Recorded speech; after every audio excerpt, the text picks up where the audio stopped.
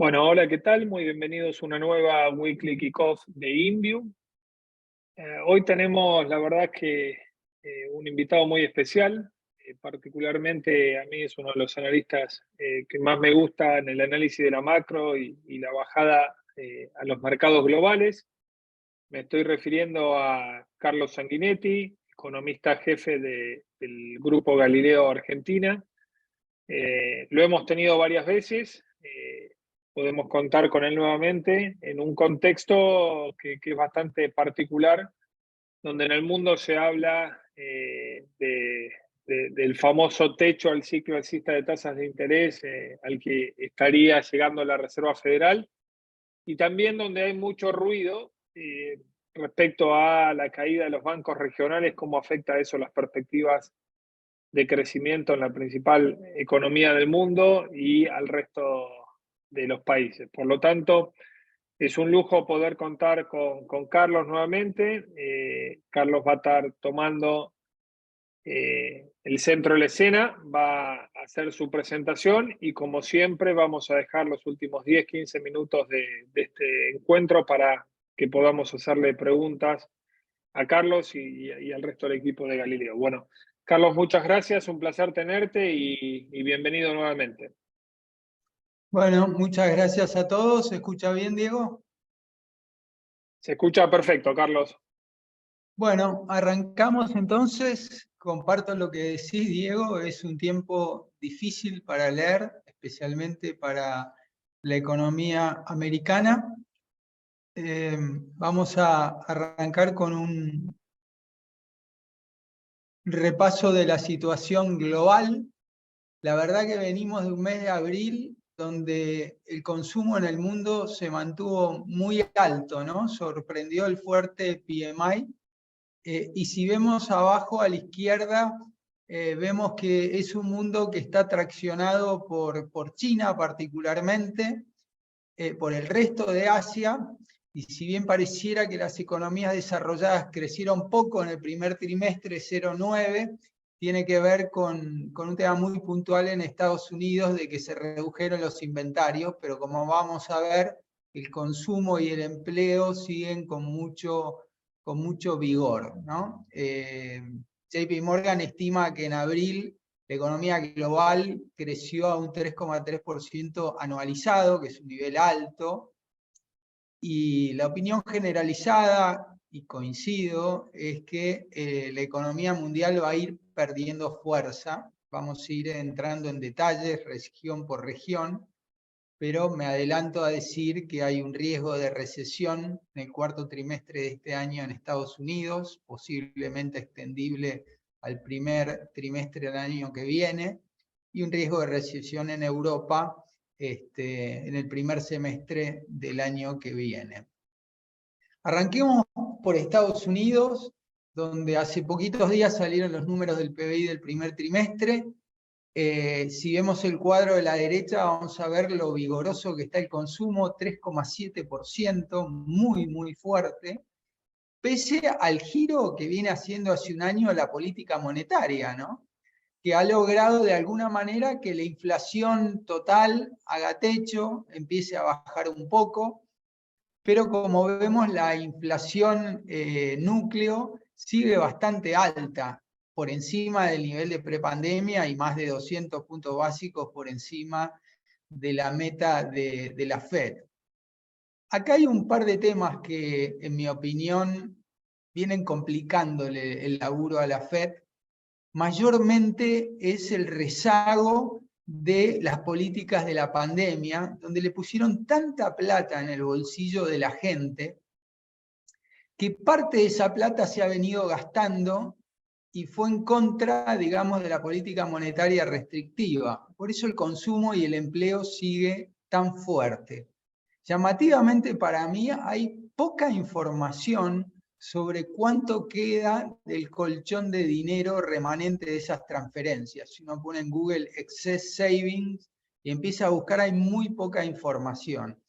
Pero se calcula que hasta mitad de este año por lo menos alcanza, ¿no? Con lo cual recién vamos a empezar a ver el efecto de lleno de la política restrictiva monetaria en la segunda mitad del año.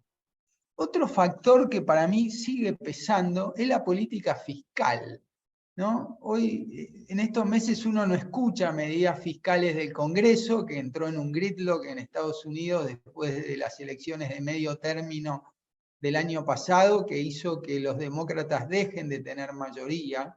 Sin embargo, a último minuto del mes de diciembre, antes que asuman los nuevos congresistas, lograron un paquete fiscal con un gasto militar muy fuerte y mucho yendo al bolsillo. Con lo cual también la política fiscal está siendo expansiva. Lo podemos ver en el cuadro de la derecha, como el gasto público en el primer trimestre creció inclusive por encima del consumo privado, y cómo se prevé, estas son proyecciones de JP Morgan, que el gasto público va a seguir siendo positivo en los 4 trimestres de este año. Por eso no estamos viendo la desaceleración que hace tiempo se espera, y yo creo que va a llegar, pero va a llegar también gradualmente. Yo no esperaría un derrape en el mes de mayo, por ejemplo, ¿no? Así que ese es el panorama macro de Estados Unidos. El otro tema que vos mencionaste, Diego, es que en marzo empezamos a ver los heridos en los bancos chicos de Estados Unidos, ¿no? Por ahí conviene hacer un poco de ir un poquito más atrás, ¿no? ¿Por qué aparecen estos heridos, ¿no? En realidad yo digo que son los heridos del mercado del 2022. El 2022 fue uno de los años más duros del mercado de los últimos 15 años. Con solo decir que el precio de los treasuries americanos en varios casos cayeron punta a punta en el año más del 14%. Una caída brutal en las criptomonedas, y con varios sectores de la economía muy golpeados, ¿no? Como el sector de commercial real estate y más específicamente el sector de oficinas, y con el cambio de hábitos de la pandemia quedó medio como zombie, ¿no? Con mucha capacidad ociosa en ciudades emblemáticas como Nueva York, ¿no? Y todo esto recién se empezó a visualizar en marzo de este año. Y mucho tiene que ver la regulación en Estados Unidos, que le permite a los bancos no contabilizar las pérdidas no realizadas y recién tener que contabilizarlas cuando venden el activo o cuando madura, vence el activo, ¿no? Y bueno, hemos visto desde mitad de marzo corrida de depósitos en varios bancos chicos, ya cayeron 4 bancos chicos, para mí van a caer más bancos, más allá de que a nivel general no es significativo. Si uno mira la salida de depósitos del sistema bancario americano desde que empezó el año, fue 3,6%. Tampoco es tan baja, pero en realidad si uno toma una proyección más alta, fue tanta la plata que fue a depósitos bancarios durante la pandemia que esta contracción no es tan significativa. Pero está empezando a afectar la oferta y demanda de crédito, ¿no? Más allá de que está siendo amortiguada por balances muy sólidos de las empresas. Si uno mira el cuadro que puse, el gráfico de la izquierda, que mide los activos de los 4 bancos que fueron liquidados comparado con el total de activos del sistema, es el 3%. Y en la crisis de savings and loans de los 80 fue mucho mayor. Yo no creo que queden estos 4 bancos. Creo que el regulador trató de encontrarle una solución al First Republic porque estaba preocupando mucho al mercado, pero esto no termina con el First Republic. Aparte, acordémonos que los americanos no están acostumbrados a la inflación, hace 40 años que no tienen inflación alta y por ende los bancos le han venido pagando muy poquito a los depositantes.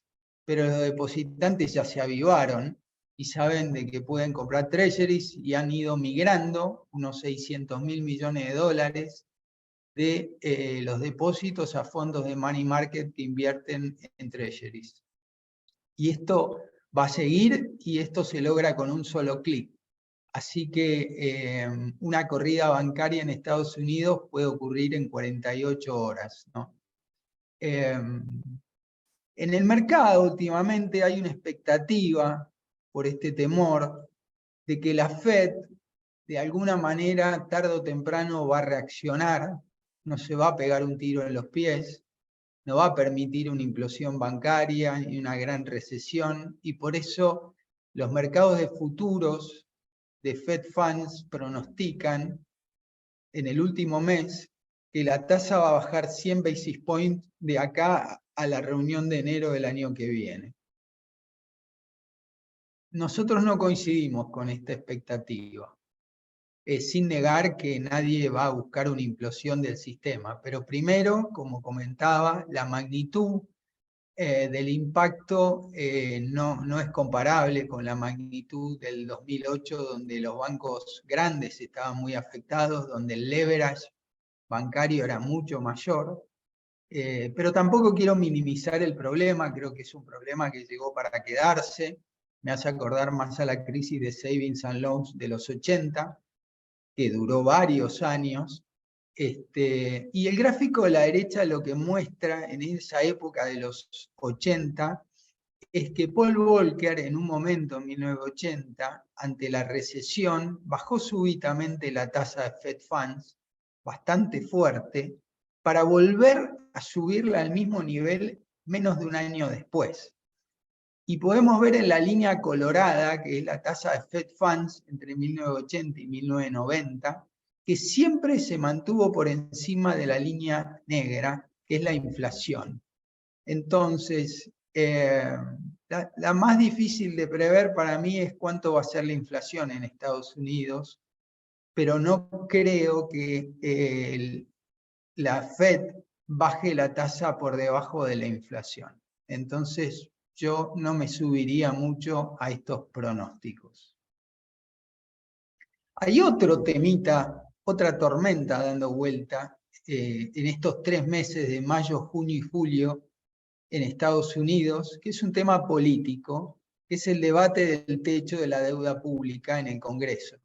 Un tema político porque en realidad la legislación hace que cada tanto el Congreso es el que tiene la potestad, el único que la tiene para subir el techo de la deuda, y siempre se ponen de acuerdo a último minuto. Pero hay momentos y momentos, ¿no? Recordamos todos el 2011, en que S&P le bajó el rating a la calificación de la deuda, esa época que estaba el Tea Party dentro de la bancada republicana, y se da en momentos muy puntuales, cuando el que gobierna deja de tener mayoría en ambas cámaras, que es el caso actual desde fines del año pasado tras la selección de nuevo término. Por eso me parece que la solución va a llegar a último minuto y entonces vamos a tener 3 meses complicados. Ahora bien, en mi opinión no es solo un problema político. Acá hay un problema macro de fondo, que no es nuevo. Estados Unidos estructuralmente, históricamente, se ha caracterizado por un alto déficit fiscal. Lo vemos en el gráfico de la izquierda,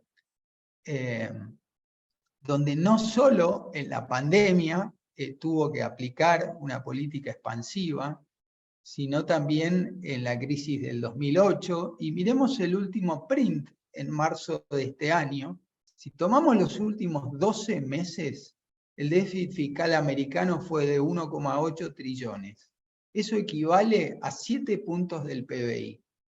Y no podemos argumentar ahora que es por la pandemia, porque la pandemia se acabó. Sin embargo, el gasto sigue alto. Obviamente que hay un componente que empezó a pesar más, que es subieron las tasas largas y la carga de intereses empieza a pesar más. Pero eso también llegó para quedarse, a menos que la Fed logre la victoria con la inflación, que consideramos que lo va a lograr, pero parcialmente, ¿no? Porque la política fiscal sigue siendo expansiva, y porque decía sigue habiendo un colchón de ahorros por las transferencias de la pandemia. Además, este es un año complicado, porque después de la del mal año para el mercado del año pasado, las ganancias de las personas físicas en Estados Unidos, que se liquidan en abril, son menores que las usuales, con lo cual hay menores ingresos tributarios.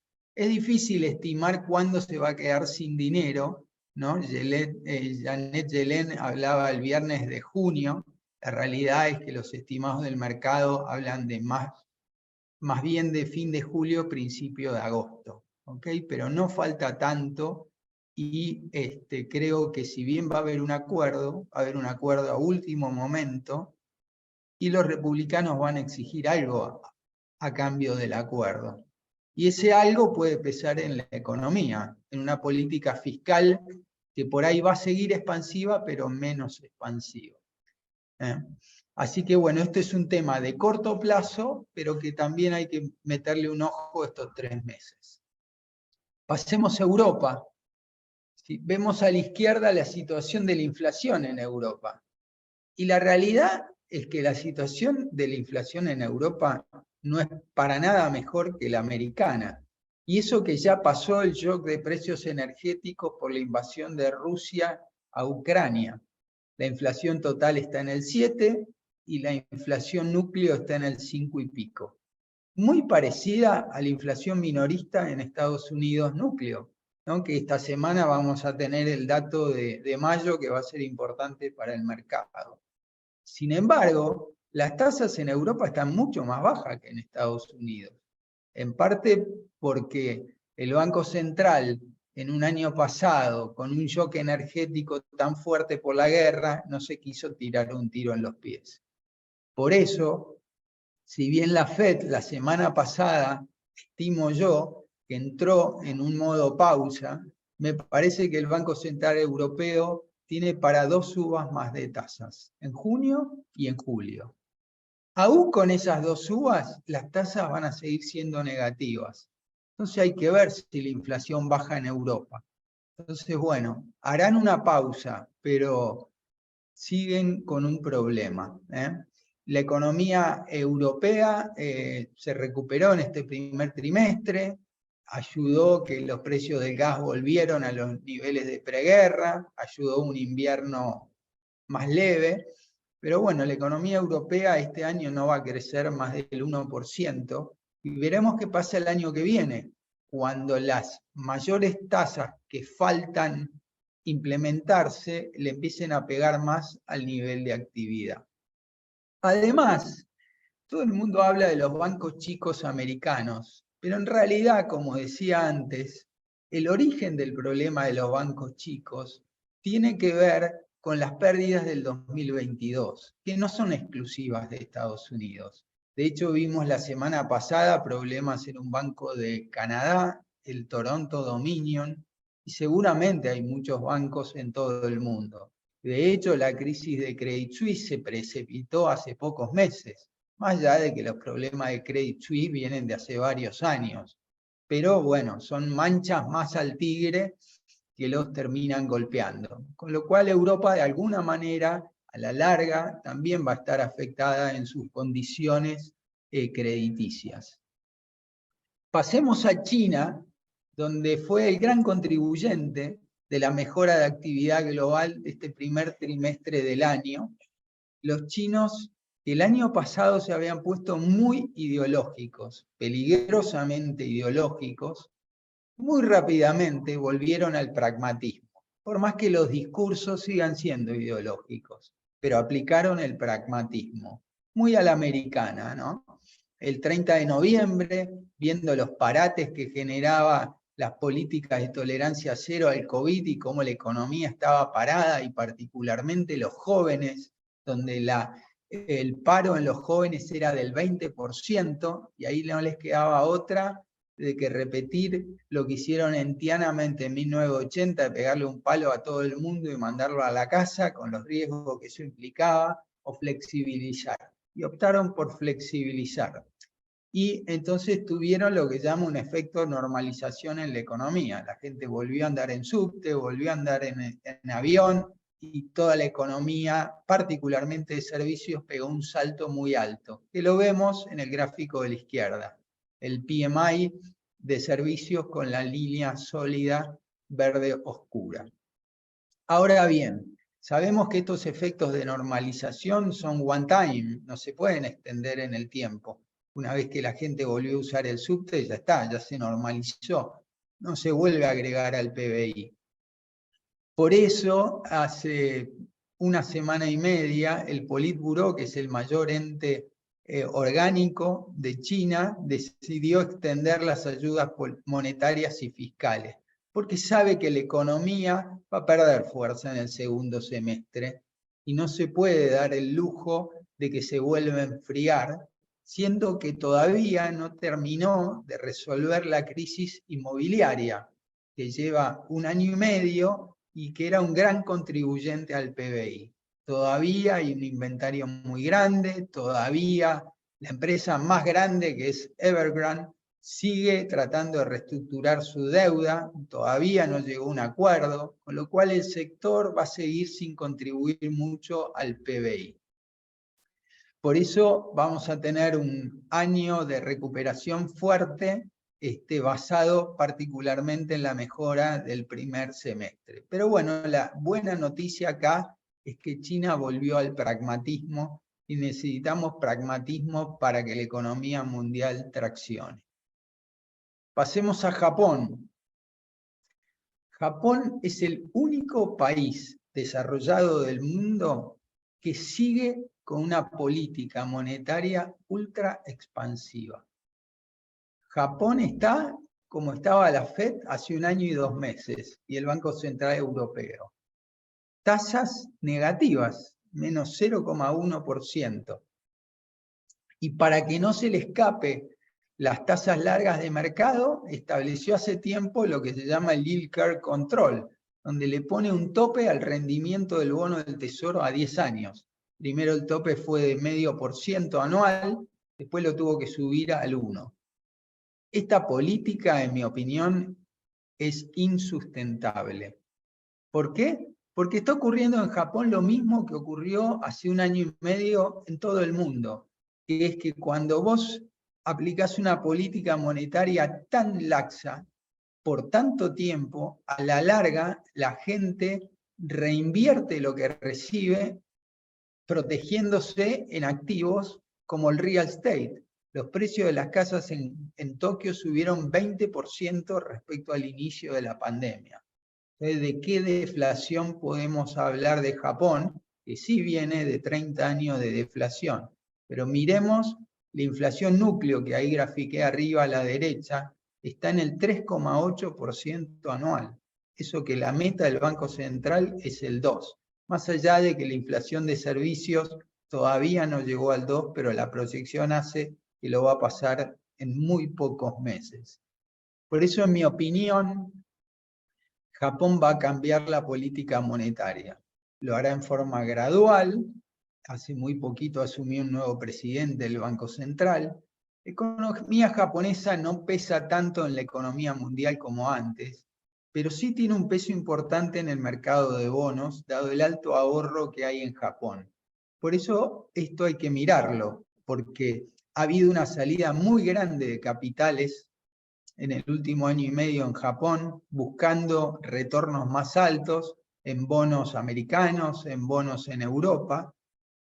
Y si cambia la política, posiblemente tengamos cierto reflujo de capitales de vuelta a Japón que le va a afectar a los mercados de bonos de otros países desarrollados.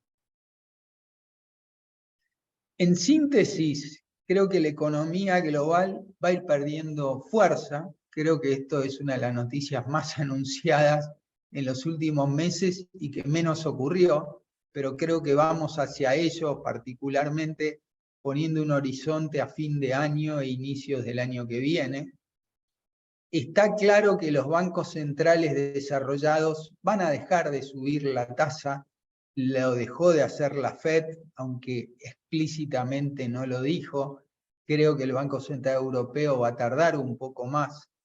Pero bueno, los bancos centrales lograron que la inflación baje, pero no lo suficiente. Así que acá van a estar tomando riesgo y vamos a ver cómo les sale. Obviamente que el empeoramiento de la solvencia de los bancos chicos, desde el punto de vista monetario, los ayuda a ser parte del trabajo. Entonces, entre las fragilidades que sugiero tener presente en los próximos 6 meses, es cómo sigue la crisis en los bancos chicos y también qué puede pasar a los bancos regionales, que ya sería de una magnitud más importante. Segundo lugar, monitorear la discusión del techo de la deuda pública en el Congreso de Estados Unidos en los próximos 3 meses. Todo esto me lleva, en mi opinión, incluyendo que se va a acabar el exceso de ahorros de la pandemia, me lleva a pronosticar un aterrizaje más fuerte para fin de año en la economía americana y para principio del año que viene en la economía europea. Y como decía antes, prestar atención a si en algún momento en los próximos 3 meses tenemos un cambio, aunque sea gradual, en la política monetaria en Japón. Para ir cerrando, vamos a los mercados.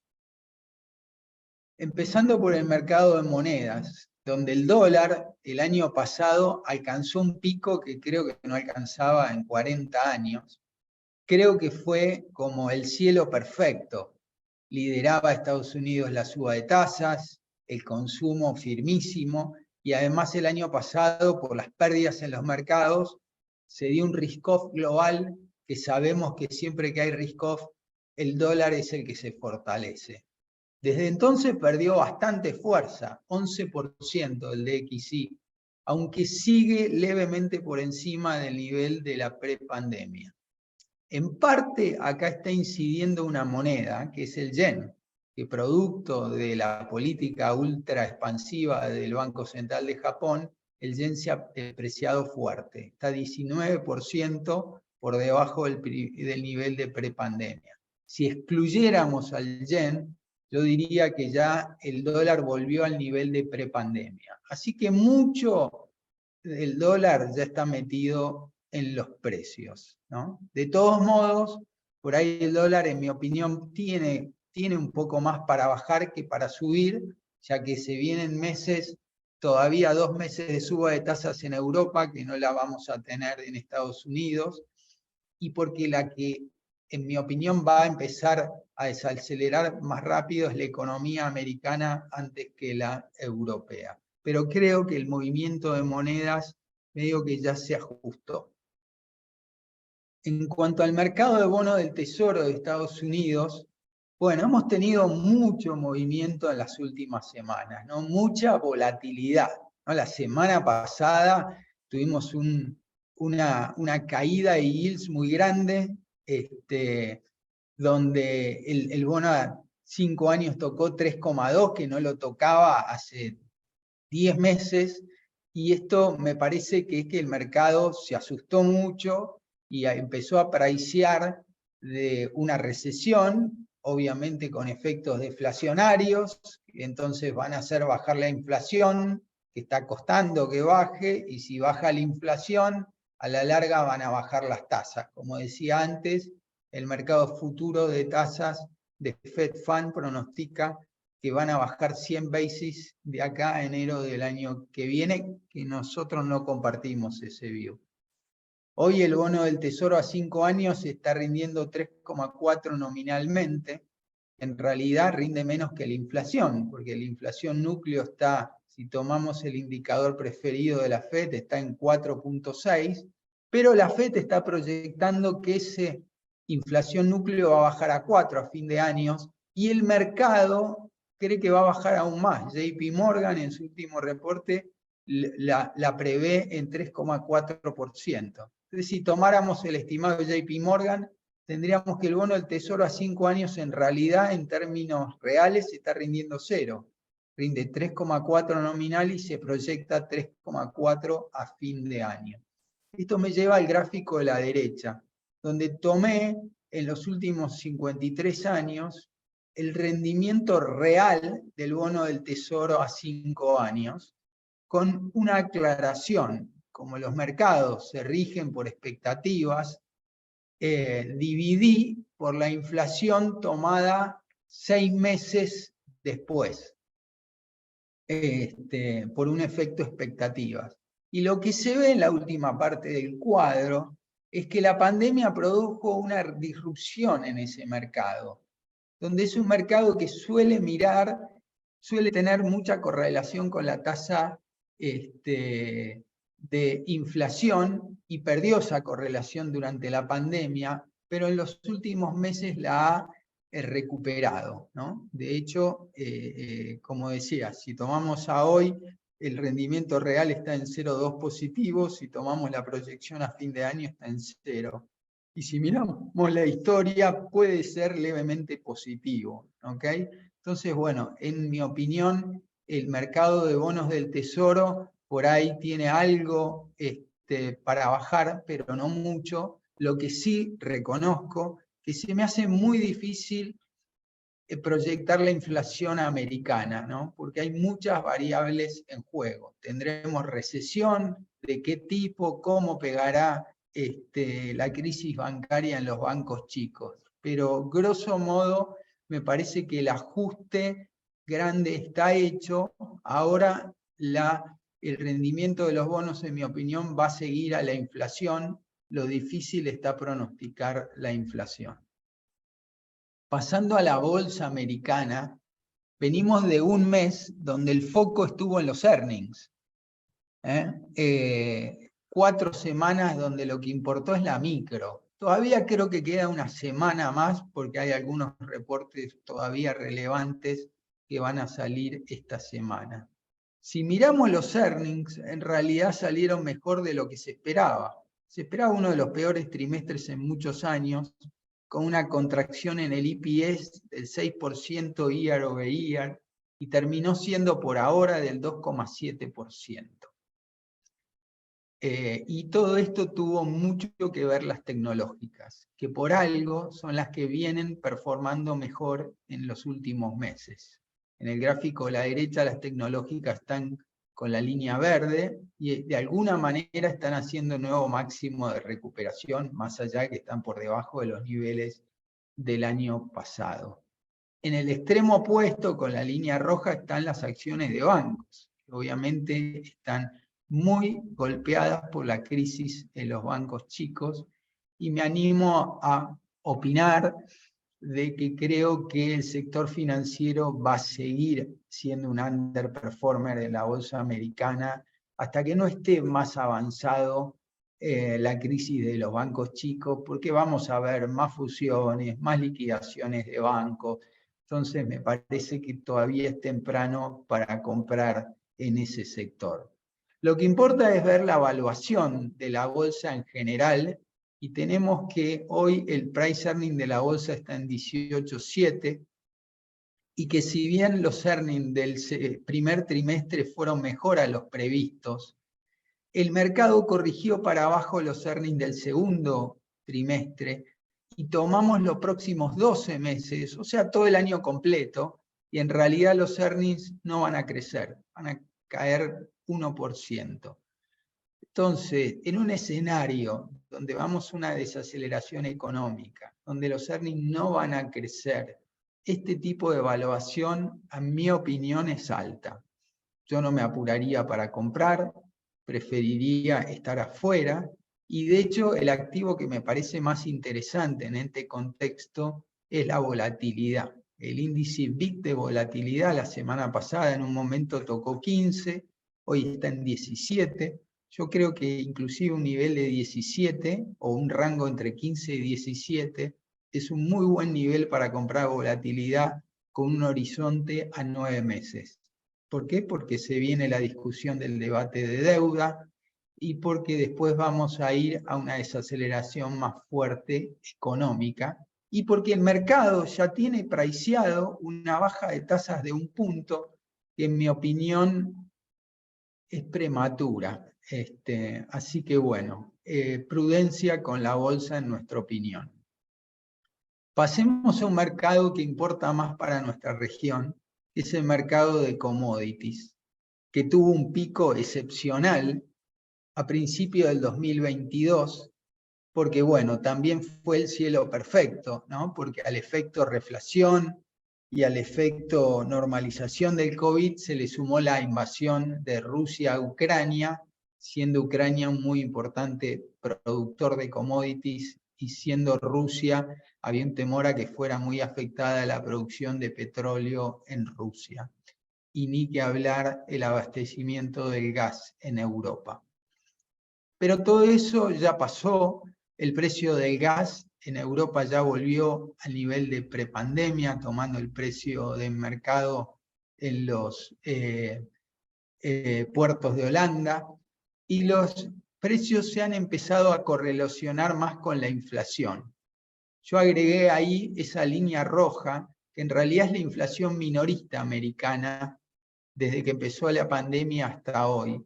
Y lo que vemos es que los precios de los commodities en términos generales, sean metales, sean agrícolas, sean energéticos, no divergen mucho del precio de la inflación. Hay una correlación, ya que todos estos activos de commodities cotizan en dólares. Para cerrar, quería hacer una acotación puntual sobre el precio del petróleo, que últimamente ha estado muy flojo. La semana pasada operó en el nivel mínimo en 18 meses. Siempre es complejo opinar sobre los commodities porque juegan factores de oferta, juegan factores de demanda, juegan factores financieros, pero la realidad es que se esperaba, por un lado, que Rusia fuera más afectada en su producción por el boicot que le hizo Europa, y eso no está ocurriendo. Por otro lado, hay varios países que están produciendo más, necesitados de generar, como Estados Unidos, Canadá y China.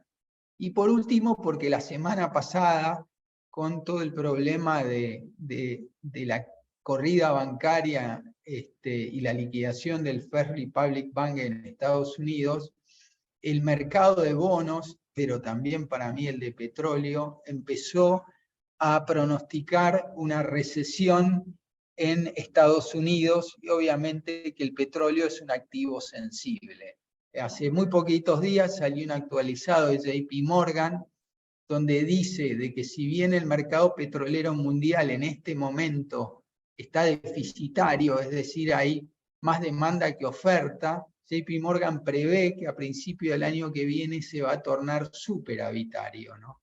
Entonces, entre este pronóstico y la inquietud de si vamos a una recesión, esto ha perdido fuerza. De todos modos, por lo menos JP Morgan tiene un pronóstico, no sé si JP Morgan, disculpen, creo que Goldman es el pronóstico, para los 4 próximos trimestres un precio Brent de 75, que es lo que está esta mañana. Así que seguiremos viendo volatilidad, pero ahí estamos, ¿no? Entonces, nuestra opinión en cuanto a los commodities en general, desde el punto de vista top-down, los vemos que van a seguir lateralizados por ahí con alta volatilidad. Obviamente el más difícil de predecir son los commodities agrícolas por los factores climáticos. Para ir cerrando, algunas acotaciones sobre nuestra región Latinoamérica. La primera es que las altísimas tasas de interés que no se ven hace muchos años en nuestra región lideraron la suba de tasas en el mundo. A diferencia de otras veces, esta quizás es una de las primeras veces donde Latinoamérica se adelantó al ciclo de suba de tasas mundial. Brasil la empezó hace más de 2 años y de hecho ya varios países de la región dejaron de subir tasas. La línea amarilla es la tasa Selic en Brasil, ya hace varios meses que está en 13,75. A ese se le sumó hace menos tiempo, pero ya más de 6 meses, Chile, que dejó de subir la tasa, y después se sumó Uruguay y Perú. Todo esto está afectando el nivel de actividad en Latinoamérica. Por eso los PBI trimestrales en casi todas las regiones, en todos los países de la región se prevén que en el primer trimestre van a ser contractivos. Porque bueno, el efecto tasa suele darse con un lag en el tiempo. De todos modos, lo que quería señalizar acá es que de a poco se viene la reversa de esto, parcial, el inicio de un ciclo de bajas. De hecho, el mes pasado Uruguay lideró, fue el primero que bajó la tasa. Un puchito, insignificante, 25 basis, pero es una señal. En mi opinión, se vienen ahora Chile primero y Perú después con bajas de tasa. Y posiblemente después de Perú venga Brasil. La diferencia en las tasas a veces es una cuestión de la política fiscal. Más allá de que la región ha virado a gobiernos ideológicamente de índole parecido en los últimos meses y años, hay algunos que han estado más prudentes fiscalmente y hay otros que han estado más frugales fiscalmente. De hecho, Chile en el 2022 terminó con superávit de la balanza fiscal, mientras que Brasil tiene un déficit cercano a 7 puntos del PBI. Eso es lo que me hace pensar que la baja de tasas va a ser primero en Chile que en Brasil. Esto es un tema de monedas que ahora voy a comentar un poquitito al final. Para ir cerrando, Brasil es una economía que este año va a estar afectada por las altas tasas de interés. La tasa de interés en Brasil no solo es alta nominalmente, sino en términos reales es la más alta de la región y posiblemente está en los niveles más altos de su historia. Tenemos una inflación que bajó a niveles del 5 con una tasa que está cerca del 14. O sea, una tasa real de interés de 8% que está afectando al nivel de crédito y al nivel de actividad. Acá todos hemos visto que hace varios meses desde que asumió el gobierno hay una gran puja entre el gobierno y el Banco Central, donde el gobierno le está poniendo una pistola al Banco Central de alguna manera figurativa, de que baje las tasas, de que ellos están causando la recesión. La realidad es que, bueno, la política suele tener que encontrar un chivo expiatorio para la frustración de una economía que no está creciendo, y lo que está reclamando no solo el Banco Central, sino el mercado inversor, es un ancla fiscal en Brasil que todavía no la tenemos. Si bien el gobierno hace pocas semanas presentó una ley fiscal que se empieza a debatir en el Congreso, la letra chica de ese proyecto de ley pone muy sujeto el ajuste a que aumente la recaudación. Y eso es difícil de confiar a menos que haya una reforma impositiva. Por eso el mercado está proyectando de que el ratio de deuda sobre PBI en Brasil va a seguir creciendo, y es lo que grafico en el gráfico a la derecha, con dos escenarios distintos, pero los dos muestran un crecimiento en el ratio. Brasil sí, quiero remarcar, está con una muy buena solvencia externa, producto no solo del boom de commodities, que como dije, el pico ya pasó, sino porque ha aumentado la producción, el área sembrada en soja, se ha expandido en el mercado de commodities y muy focalizado en China. Eso hace que la balanza comercial en Brasil esté en un superávit récord en el mes de marzo de 65.200 millones de dólares, que posiblemente empiece a perder un poco de magnitud porque los commodities están saliendo del pico. Pero este gran superávit de balanza comercial permite amortiguar el déficit en el sector de servicios y hacer que el déficit de cuenta corriente sea unos 2,5 puntos del PBI, que si bien es deficitario, está más que cubierto con inversiones extranjeras directas. En resumen, hay una solvencia externa de Brasil que hace que el nivel de reservas del Banco Central se mantenga estable y se proyecte que crezca el año que viene. Esto le da soporte a la moneda brasilera. De todos modos, si vemos en el gráfico de la izquierda, el real todavía no volvió al nivel de prepandemia. Hasta mañana está operando en 4,95 contra el dólar, cuando antes de la pandemia estaba en niveles de 4,30. Y si miramos a la derecha, comparando con otra moneda latinoamericana, que es el peso chileno, que tiene un gobierno con un sesgo ideológico similar al de Brasil, vemos que tuvieron buena correlación, pero desde hace más de 6 meses que el tipo de cambio en Chile está operando mejor. Bueno, en mi opinión, la diferencia radica en las políticas fiscales. Mientras Brasil siguió frugalmente, Chile hizo un ajuste fiscal. ¿Qué quiero decir con esto? Que el debate que está actualmente en Brasil, en el Congreso, donde Lula no tiene mayoría, si el Congreso lograra ahí apretarle el torniquete y ponerle un cierto ancla fiscal, por ahí logra apuntalar a la moneda, y si se apuntala a la moneda se crearían las condiciones para una baja de tasas, que a la vez impulsaría a la bolsa, ya que todo el mundo en Brasil está haciendo renta fija por las altas tasas reales de interés.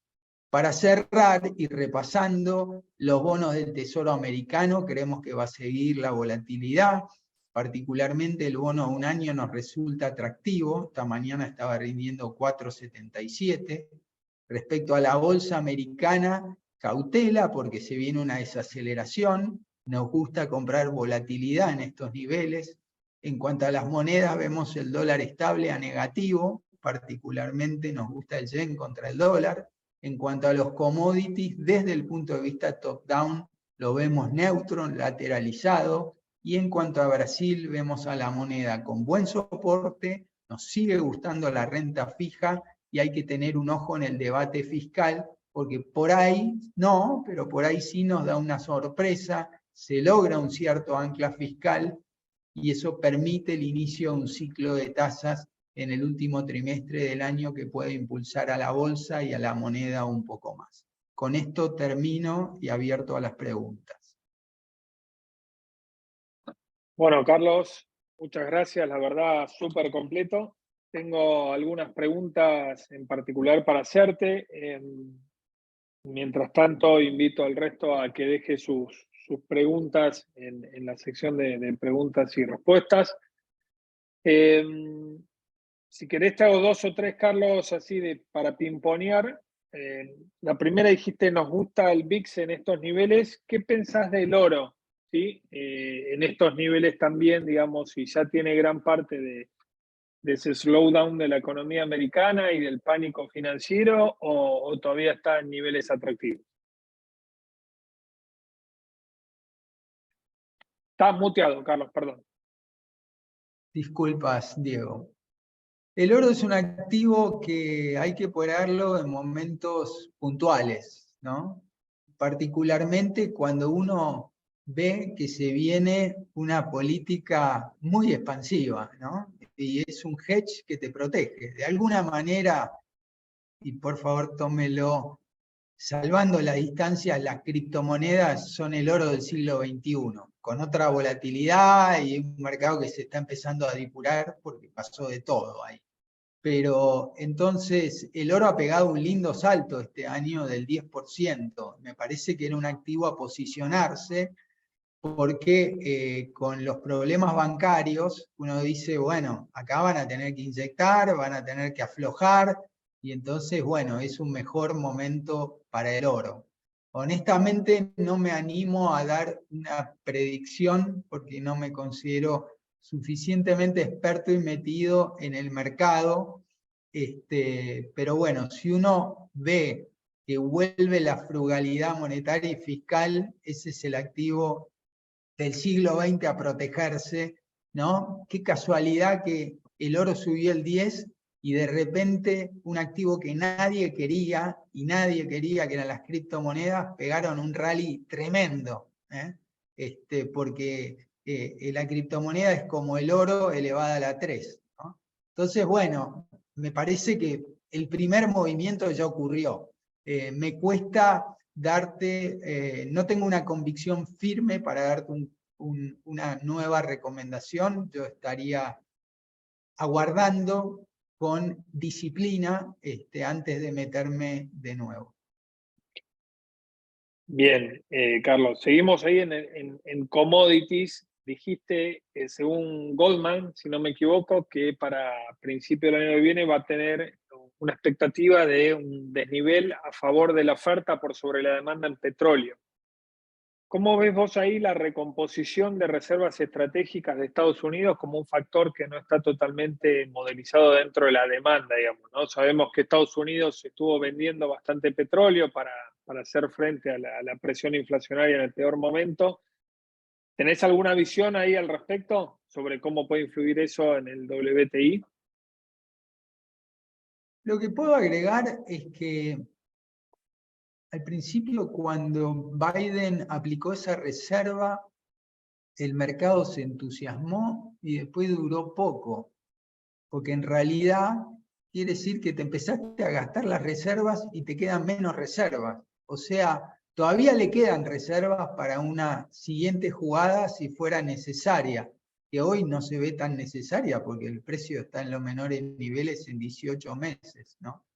Me parece que a la larga es un factor que pierde relevancia, ¿no? Por ahí me gustaría aclarar respecto al petróleo, que el petróleo viene de un beneficio de que producto que todo el mundo sabe que vamos a una economía que no es fósil, el CAPEX en petróleo en los últimos años disminuyó muchísimo. Entonces, parte de la recuperación del petróleo que ha habido es producto de años de mucho menor CAPEX, que generaron el efecto opuesto de que por ahí los gobiernos querían generar, pero lo generaron al fin, ¿no? Entonces, ese es un tema que hay que ir monitoreando, ¿no? Y que tiene que ver con los autos eléctricos, etcétera.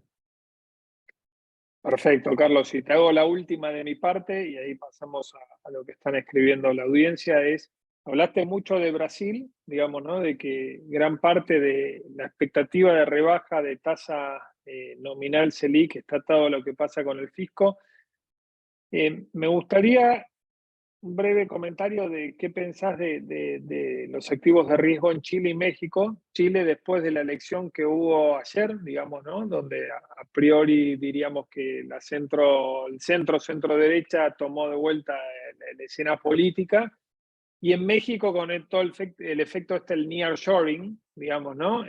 Con todos los problemas geopolíticos que hay en el mundo post pandemia. Si ves que todo eso está priceado o hay lugar para, si se quiere y se entienda bien, jugar especulativamente a esos dos mercados. Muy interesante, Diego, porque uno habla de Latinoamérica y tenemos ahí 5 o 6 países para invertir, ¿no? Por ahí yo me focalizo en Brasil, no solo por la proximidad con la Argentina, sino que en mi opinión Brasil tiene una ventaja en el mercado de equity, que es por lejos el mercado más profundo de equity de Latinoamérica, con una liquidez y una variedad que multiplica en 10 al resto de los mercados de la región. Entonces tenés para bucear de lo lindo, ¿no? Y eso me parece que vale. Ahora, volviendo a tu pregunta, yo creo que Chile es el leading indicator para la región. Con eso te estoy respondiendo que por ahí en la región veo más upside que downside. De hecho, te diría que hay un out of consensus call de que esta semana, si no me equivoco, el día 12, o sea, el viernes, se reúne el Banco Central de Chile. Si te fijas en Bloomberg, te da que el consenso es que va a mantener la tasa. Sin embargo, hace 10 días o 2 semanas, la Reinvial, a cuyo economista Leo Suárez respeto mucho, dio un out of consensus call de que cree que van a empezar a bajar la tasa.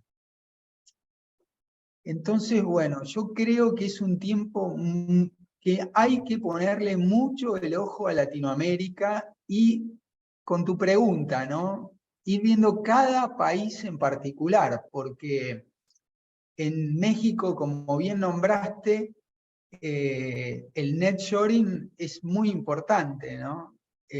A ver, yo hace como más de 10 años que pienso y comparo los salarios mexicanos con los chinos y digo, tiene que explotar México. Pero la verdad es que nunca explotó, porque, bueno, hay un tema de productividad, ¿no? Entonces una cosa es la teoría y otra cosa es la práctica. Vos podés tener la oportunidad, pero si no la aprovechaste, no la tomás.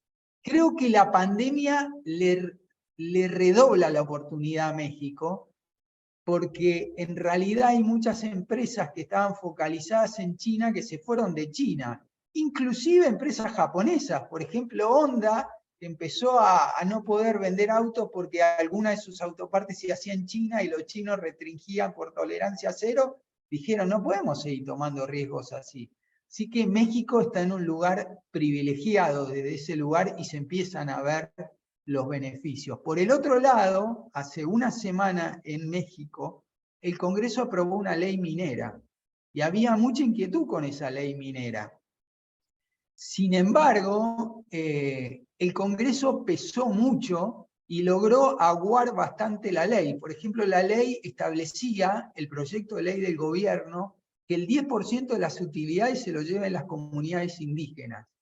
Y el proyecto terminó saliendo del 5%.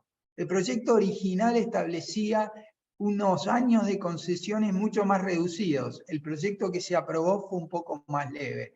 Con esto te llevo a que en la América Latina, en este momento en los congresos, hay discusiones de reformas estructurales muy significativas, que tienen que ver con lo ambiental, que tienen también un propósito de recaudación, porque los gobiernos después de la pandemia necesitan recomponer sus finanzas, pero también hay mucho tema ideológico, y ahí hay que bucear, y la verdad que paga bucear, porque yo me encontré con la sorpresa que en Chile, un ministro de Economía, como Marcel, que fue presidente del Central, que uno puede decir es de centro izquierda, terminó cumpliendo un rol muy positivo para moderar la presión política para más gasto fiscal. De hecho, podríamos hacer una correlación con Colombia, donde había un ministro de Economía, que era Ocampo, que estuvo hasta hace una semana y que cumplió el mismo rol.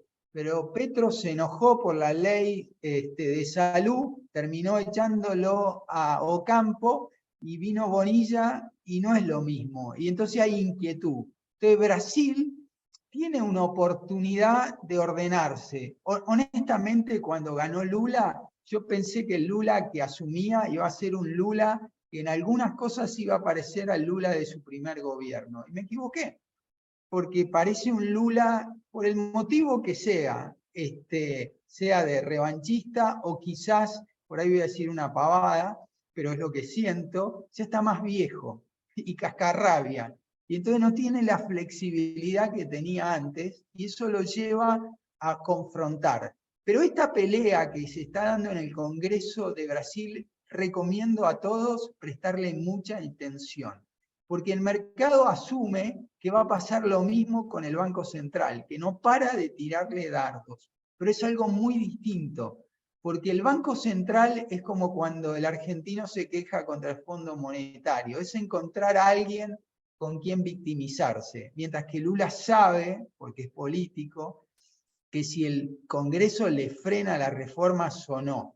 Entonces esta pelea de Lula va a ser una pelea que yo no tomaría conclusiones por anticipado. Depende mucho de estos temas microeconómicos, las oportunidades que se vayan dando en Latinoamérica, que desde el punto de vista del crecimiento recién se van a plasmar en el 2024. Pero los mercados, como sabemos todos, se anticipa y todo el mundo está haciendo renta fija. Así que si empieza a cambiar un poco el flujo, con muy poquito podés levantar el mercado de equity.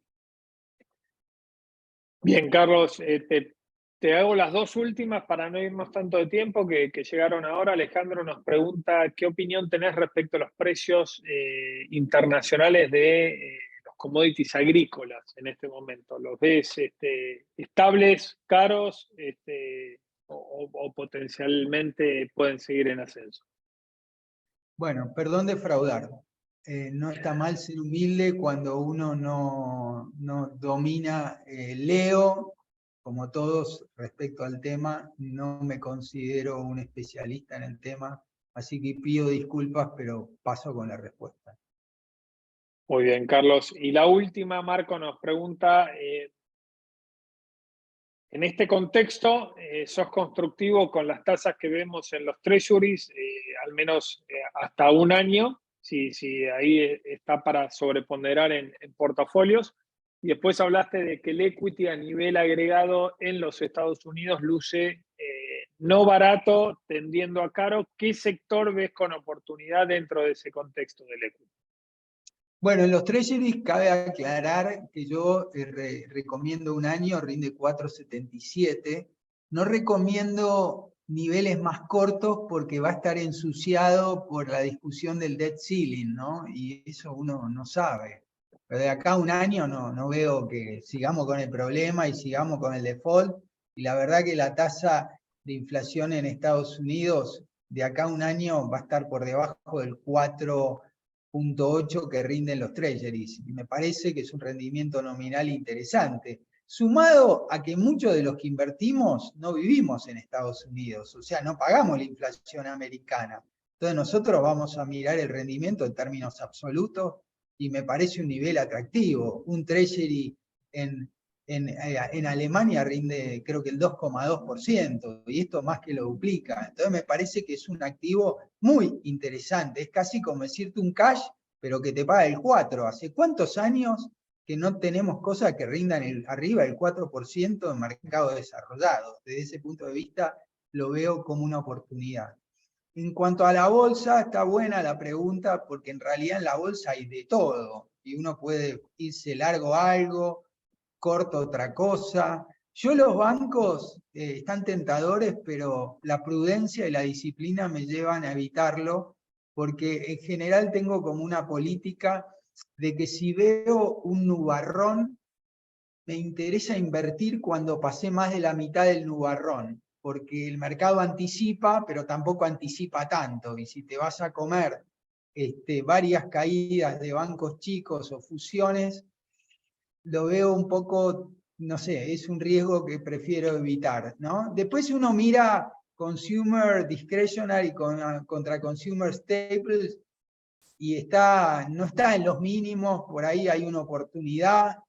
No soy tan especialista, trato de leer de las tecnológicas que han reportado bien, pero me parece que acá hay un tema que no hay que perder de vista, que es el leverage. O sea, todo el mundo opera, venimos de un mundo de tasas bajas y todavía queda mucho leverage muy puesto en el mercado. Hay muchas opciones que se compran y venden en el día.